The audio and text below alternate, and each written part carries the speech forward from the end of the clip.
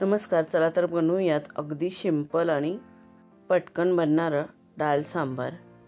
हे डाळ सांबार बनवायला वेळ लागत नाही, अगदी पटकन बनतं। चला तर मग व्हिडिओला सुरुवात करूयात। हे डाळ सांबार खूपच चविष्ट बनतं।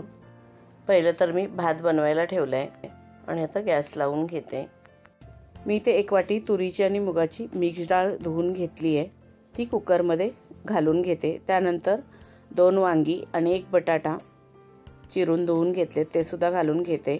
1 कांदा, 2-3 हिरवी मिरची, 2 टोमॅटो बारीक चिरून घेतले, तेही घालून घेतले। त्यानंतर 2 वाटी पाणी घालून घ्यायचं, हळद घालायची, कुकरचं झाकण लावायचं, गॅसवर ठेवून स्लो गॅसवरती 2 शिट्ट्या द्यायच्या। ही आपली डाळ शिजलेली आहे। आता आपण डाळीला तडका देऊयात।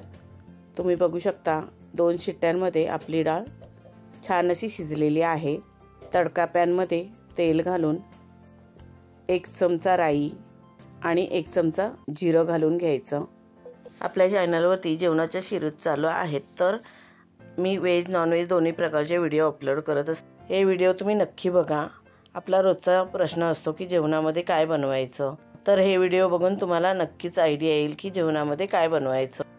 2 ते 3 सुक्या मिरच्या घालून घ्यायच्या आणि हिंग घालायचं।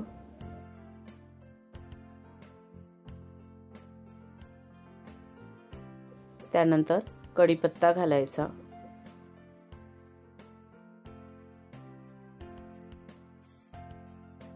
हे सर्व चांगलं तडतडलं की त्याच्यामध्ये आलं, लसूण, कोथिंबीर, कढीपत्त्याची पेस्ट घालायची। अर्धा चमचा मी मालवणी मसाला घातलाय, अर्धा चमचा गरम मसाला आणि अर्धा चमचा धणे पावडर। हे फोडणीमध्ये चांगलं परतून घ्यायचं। गॅस बंद करायचा आणि हे सर्व व्यवस्थित परतून घ्यायचं, कारण तडका पॅन गरम होता। त्यानंतर ही फोडणी डाळीमध्ये घालून घ्यायची आणि झाकण ठेवायचं। एखादा मिनिटभर झाकण ठेवायचं। चवीप्रमाणे मीठ घालायचं। मीठ घातल्यानंतर परत 1-2 मिनिटं छान उकळी काढून घ्यायची। तुम्हाला आवडत असेल तर याच्यामध्ये तुम्ही चिंच गूळ सुद्धा घालू शकता। त्याच्याने सांबारला आंबट, तिखट, गोड अशी भारी चव येईल। वरून कोथिंबीर घालायची। गॅस बंद करायचा आणि कोथिंबीर घालायची। हा आपला मस्त डाळ सांबार बनून तयार आहे। हे आपण गरम गरम भातासोबत खाऊ शकतो।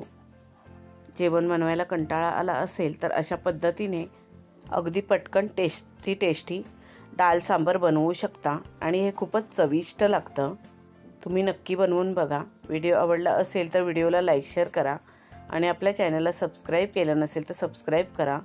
बेल आयकॉनचं बटन क्लिक करायला विसरू नका, त्यामुळे नवीन येणाऱ्या व्हिडिओचं नोटिफिकेशन तुम्हाला सर्वात आधी मिळेल। तुम्ही हा व्हिडिओ शेवटपर्यंत बघितल्याबद्दल तुमचे मनापासून खूप खूप धन्यवाद। आता आपण भेटू अजून एका नवीन व्हिडिओमध्ये। Bye bye.